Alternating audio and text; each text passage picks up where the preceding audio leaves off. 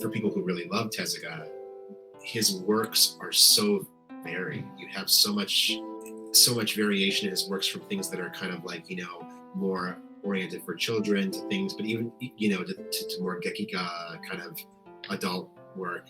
But even his stuff for younger audiences is so complex and interesting, and has so many layers of theme and artistry.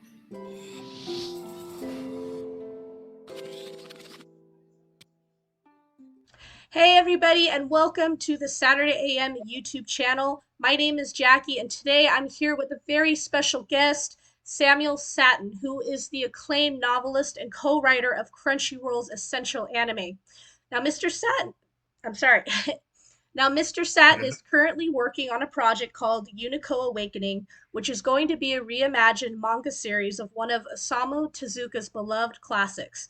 And we're here today to talk a little bit about it and what's going on with it and the idea behind its creation. So, thank you, Mr. Satin, for being here. I hope you're doing well. Hey, thanks for having me. I really appreciate it. And Mr. Satin is very lordly. I can take Sam anytime. That's totally fine. I appreciate Yeah, yeah, totally. I think it's deserved, but it. No, I appreciate well, let's go ahead and get started then. Can you please tell us about yourself, your career as a writer, and how you got involved with the manga project, Unico Awakening? Yeah, sure. So essentially, I've been working in prose and comics for a long time, for probably about the last in prose for about 12 years now. I've been writing, and then I got to comics. Well, I've always been into comics. I started really writing comics professionally in around 2014, and published my first book in 2000, my first comic in 2016. And if it's not already apparent, I kind of grew up with a huge, love of anime and manga, and especially when I was growing up, most of what we had access to was just anime. I didn't even really have access to much manga at the time, because Mm. I'm 40, so it was kind of like in the mid 90s when I was kind of growing up, and we had a lot of that. We had more access to new anime, but just not as much on the manga side. But as I kind of went to as I grew up a little bit more and kind of went through a little bit more of my adult life, I decided I really just got into manga, and into Tezuka in particular, um, whose books just changed my life. And sorry, I'm overshooting a little bit, but basically, I put out a lot of comics, and I put out some novels, and I also just recently adapted the graphic novel adaptation of Wolfwalkers, the cartoon Yes. saloon film. And I believe the news will be out tomorrow. So I'm going to be adapting the other two films as well, Song of the Sea and Ooh. Secret of Kells, which I'm really excited about. I did work on a book for Crunchyroll about anime, and that is currently delayed.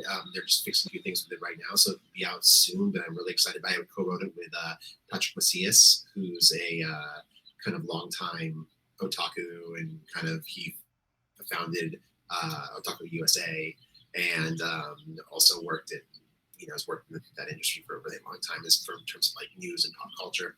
Um, and yeah, right now I am working on Unigo, which I got through introductions, which I kind of got involved with. Long story short, I was able to pitch to Tezuka Productions, and I got this crazy opportunity to be able to do such a thing, and they accepted the pitch, and it was an incredible moment. And I've been able to put together this project with Goody Hinu, who's my co-collaborator on the project. We both are co-creators on it, and we've been working with Executive Productions closely to bring it to its highest potential, and it's been an incredible experience. That's so exciting.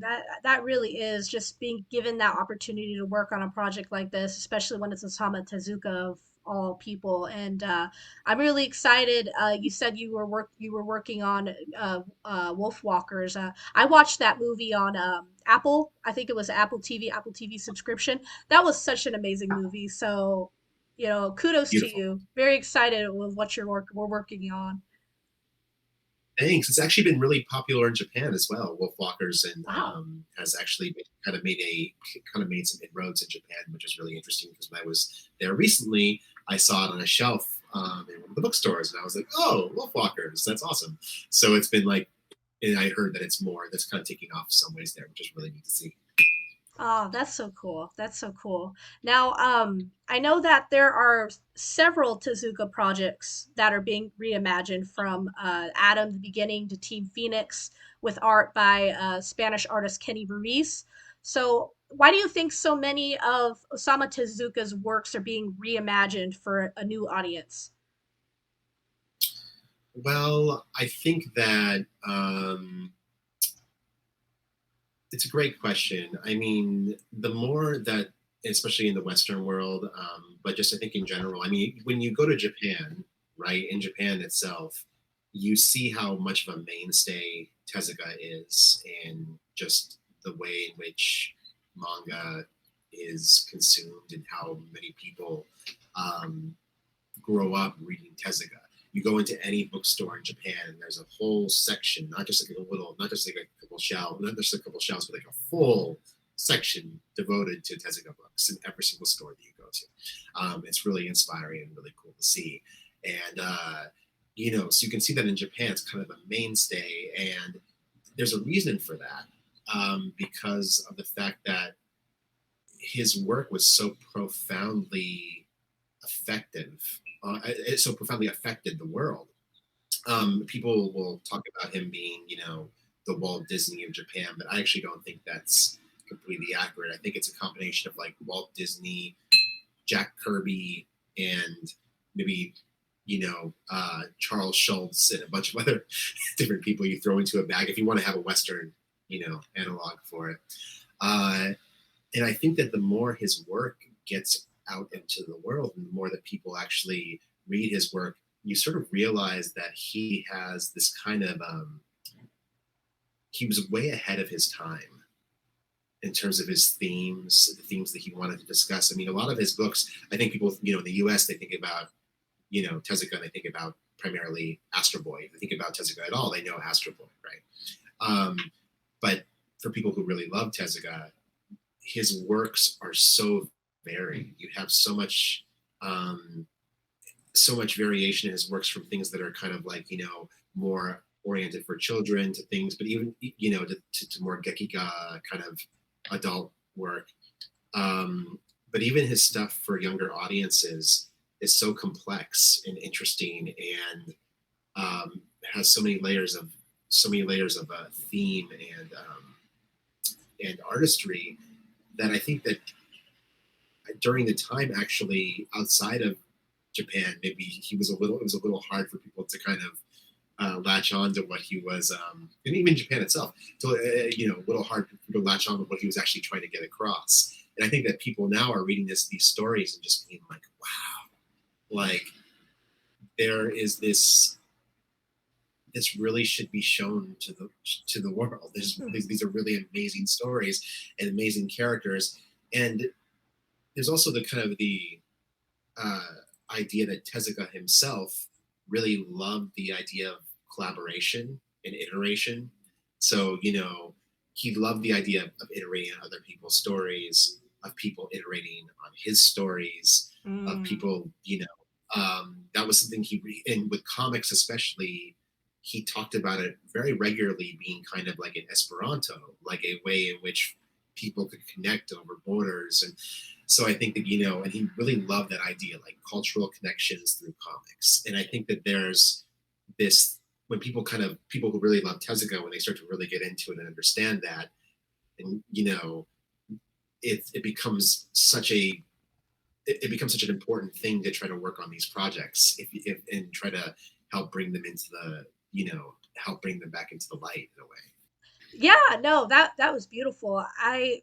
from his works, that going back to Astro Boy and Kima the White Lion, and so many of his other series, they've been such an important faucet, not just for the people in Japan but also in America. Like, we've grown up with this. We have an Astro Boy movie now. And this is debatable with the whole Kima the White Lion, Lion King thing, but there's clearly a inspiration going on between both United States and Japan when it comes to these manga properties and these Disney properties. And Tezuka has been just a legend, inspiring so many people around the world. Now, I actually remember stumbling when it comes to Unico specifically. I remember stumbling Yeah. onto Unico and watching the movie on Crunchyroll a few years ago. And I remember thinking to myself that it was not at all what I was expecting when I went into watching it. I was expecting this very cute, like Himtaro, innocent story, and it was, but it also had like plenty of real emotions and these intense moments where like your heartstrings are just pulled and you feel so bad for Unico. He's alone, he doesn't have any friends, and then he meets this little demon character. And I thought the movie was it was a tearjerker. Now, for interested fans of Tezuka, how is Unico Awakening different from the original property? So, well, and to to kind of echo your point, the original Unico, the manga, which ran from 1974 to 1976, and then from there the films that were adapted from there. Um, I do agree with you that they are incredibly complex films, and Tezuka couldn't help being himself. Mm-hmm. He collaborated with Sanrio to bring this comic to life in 1974, and did so, but then he couldn't help from inserting his views about the world, and especially because he was going through a very difficult period when he wrote Unico. It was actually a very uh, turbulent period for him mentally. It's when he wrote Unico at the same time he wrote MW Moon, which is Oh, probably his darkest book. It's the wow. same time period, same both of them. So you can see the themes. It's kind of like two sides of the same coin. Um, and so Unico Awakening will draws really heavily on the source material, in particular a story from the comics called The Cat on the Broomstick, which features a young cat named Chow. We're calling Chow because Chow has two names in the book. Chow as a cat and Katie as a human. So we combined the two and made them Chloe because we thought it would be easier we were told that it was going to be more difficult for readers to kind of go back and forth between the two. So this is the one change that we made with Tezuka Productions. Blessing. Uh, but so in this story, it's we stick to a lot of the same characters and some of the themes, but what we ended up doing is we give the characters larger roles to fill, and we also create and some characters actually that didn't really have very large roles before, we give them large roles. So, Mm. for example, the West Wind has a much bigger arc Mm-hmm. than um, than she did in the original story, and she plays a much bigger part in Unico's story in Unico Awakening. And there's also a larger backdrop going on that we kind of expand the Unico universe and kind of dig into a lot of what's going on and try to kind of expand the plot and provide because I think people people might be already be aware, but Unico never was ended, never Mm. really never really received a clear end. Somewhat similar to like Phoenix, it just never really concluded. And so we would hopefully be able to change that. So, and in a way that's, that homages Tezuka, and that so I mean, that's what we call a reimagining and not a straight adaptation. Because we're definitely taking from the source material, and we want to make sure that we honor that and have that as the core of the story, and then we want to build upon it. Yes, yes, I see that. It's just in respect to Zuka, and Yeah. I totally understand that. And You brought up a lot of interesting Great. points that I actually wasn't aware of. Like, I wasn't aware that Unico was made during one of Osamu's darkest moments. I did not know that, so that's very interesting. Now, you mentioned uh, some of the characters having bigger roles than the original series. The West Spirit you mentioned. I did see artwork of the West Wind, and she's beautiful. As far and everything else in your manga series, I think the artwork is fantastic. Um, Now, when it comes to the artists who've been chosen to work on the series with you, I believe they're called Gurahiru, which are who are two Japanese female artists who've been working on American comics. So, what was it about these two artists that you felt was perfect for this reimagining of Unico? Yeah, it's a great question. So Gurihiru is, yeah, they're two women who live in Saitama, Japan, and they've worked on, they have a really long career and a really great career in American comics. They actually won an Eisner Award for Superman Smashes the Klan.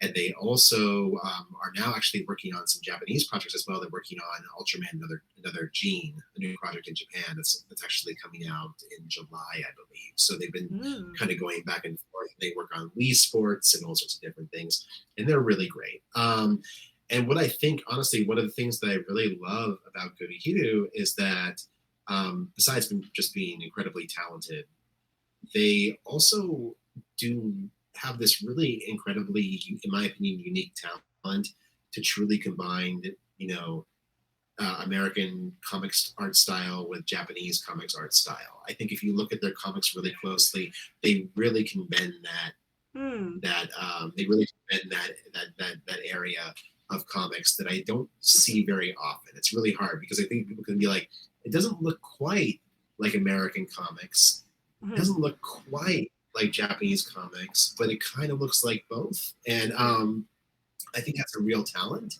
I think that's really difficult to kind of pull off. And I think they do a great job. Also, the fact that they just are their compositions and their physicality, the physicality of their characters is just so brilliant. Their character designs and compositions, and they're just such a great team to work with. So we thought that they would be perfect for a book like this because they do they're the way that they draw things that are like quote unquote cute is really is really skillful. But then they also, I found out recently, they're like me actually, they're big horror fans as well, which is really Oh. interesting.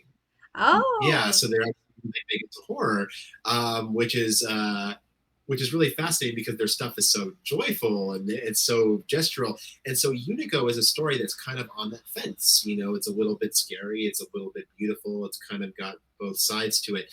So they're really good at kind of straddling that fence, and I think that's why it's going to be such an awesome, successful project.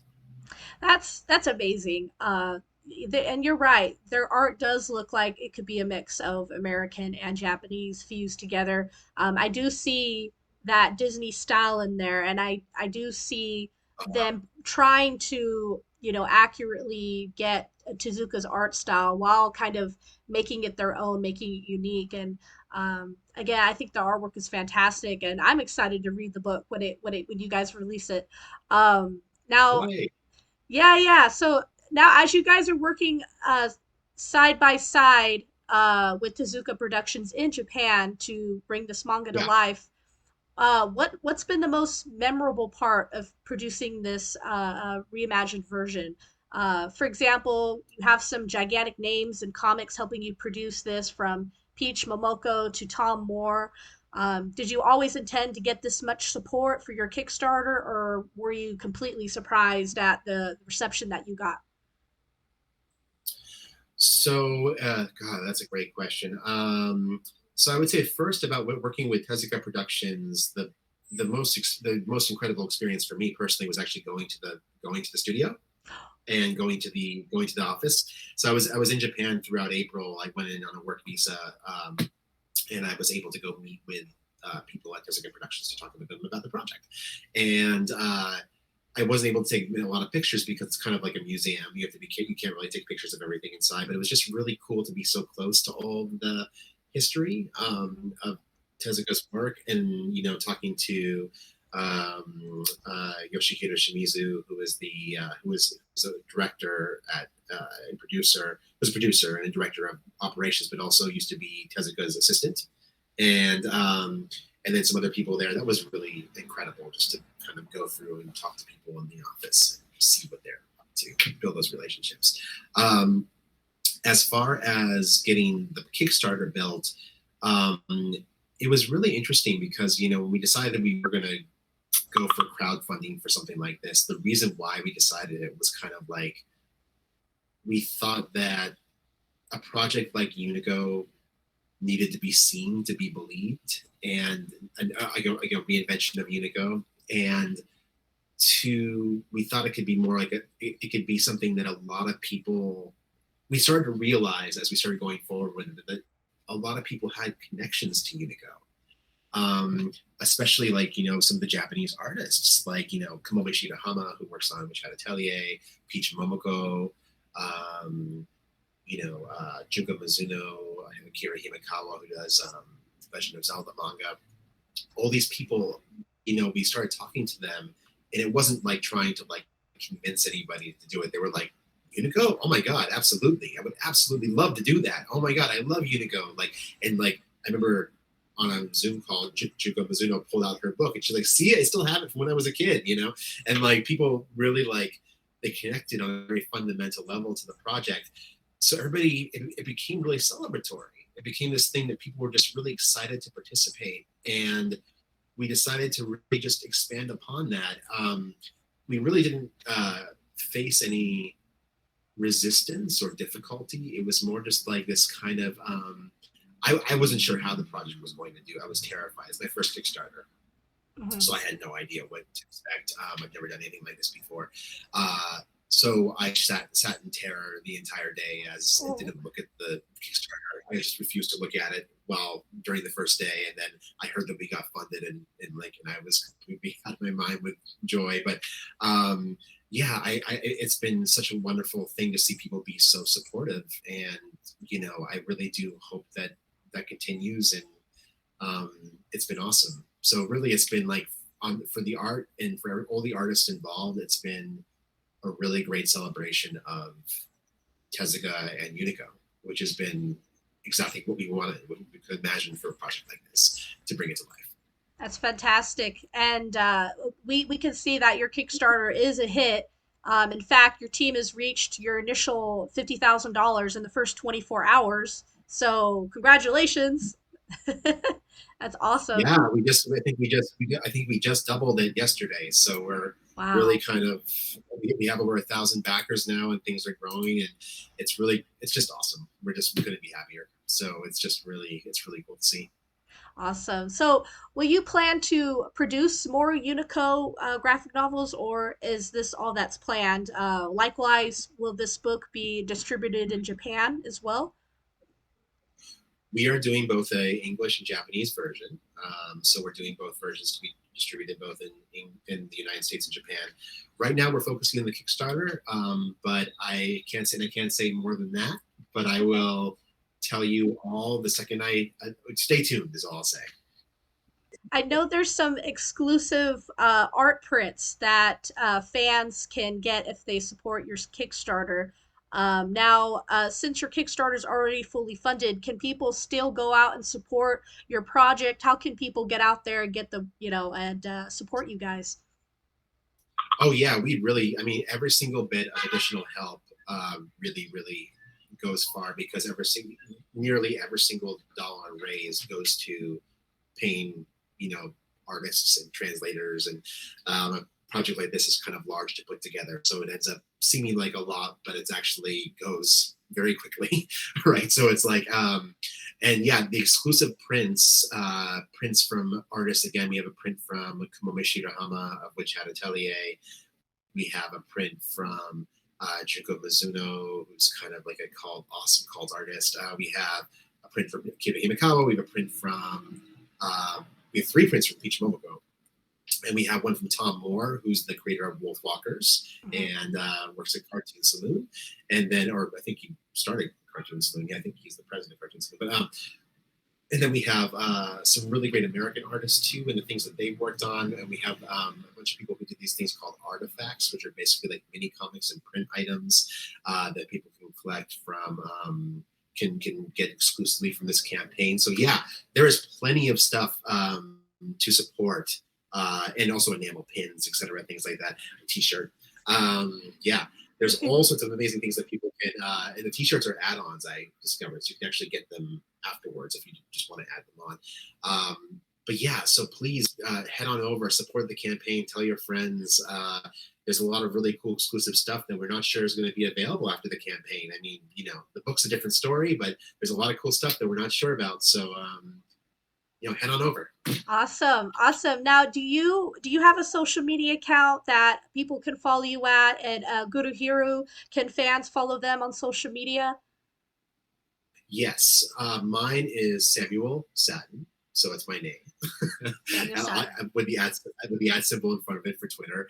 I am not sure what Goody. I think theirs might just be Goody Hiru Okay. with in English, the ad symbol in front of it.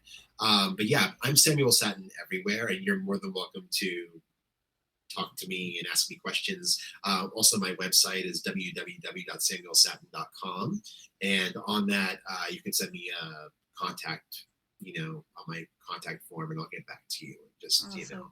so yeah, go ahead and reach out. Awesome. Perfect. Thank you so much. And thank you guys for watching Samuel Satin, Guru Hiro, Tezuka Productions. You guys are really doing some very interesting, amazing work with reimagining these original properties by Osamu Tezuka. And we're so excited for your graphic novels to come out. We will be reading them, and we hope you guys will too. So stay tuned and support these guys on Kickstarter. Get those exclusive prints. And again, thank you guys for being here. Do you have any final words, Samuel? Just thanks so much for having me on. This has been really cool, and you all doing really wonderful work. So thanks so Thank much. you. Thank you. Thank you. All right. Well, you have a good day.